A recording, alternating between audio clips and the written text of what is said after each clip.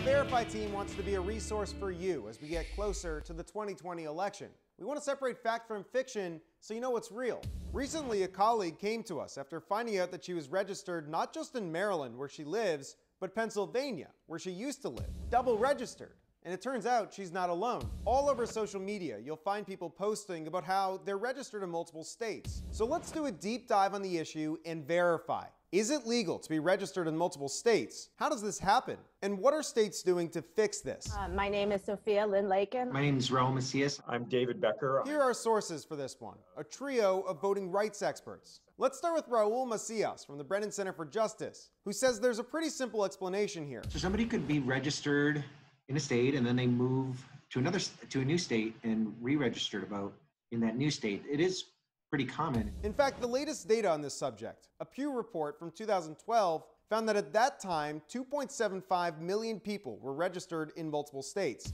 That is in itself not illegal. Sophia Lynn Lakin from the Voting Rights Project at the ACLU says there's typically a lag between when you move and when your old state kicks you off the voter rolls. It won't necessarily happen right away. So in that period of time, until you get kicked off of your former state's rolls, you are registered to vote in two different places. Our experts say it's hard to keep track because elections are not run on the federal level, but by the states. And in a big country like the US, there's just going to be some name repetition. If there's a John Smith in Nebraska and a John Smith in Iowa, that doesn't mean they're the same person. And election officials won't take someone off the registered voter list in their state until they're sure. It's hard to keep lists up to date. That's where our third expert, David Becker, comes in. In 2012, he founded the Electronic Registration Information Center, or ERIC. 30 states in the District of Columbia use the system. Every 60 to 90 days, they upload their voter rolls to a computer software. It will then combine this with data from the DMV, USPS, the Social Security Administration,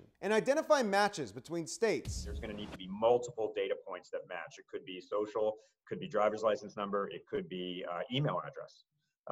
In addition to my name and other information. And if there is a match, ERIC will then inform the states so they can start investigating whether someone moved. It will help get people registered where they've just moved to, and it'll help the state where they've moved from begin the process of cleaning up their lists. So we can verify that yes, you can be registered in multiple states, and it's legal. As for double voting, that's obviously not allowed. That would be a felony, and our experts say it could be easily tracked if they were to compare the state voter rolls. Now, if you have something that you want us to look into, just shoot us an email.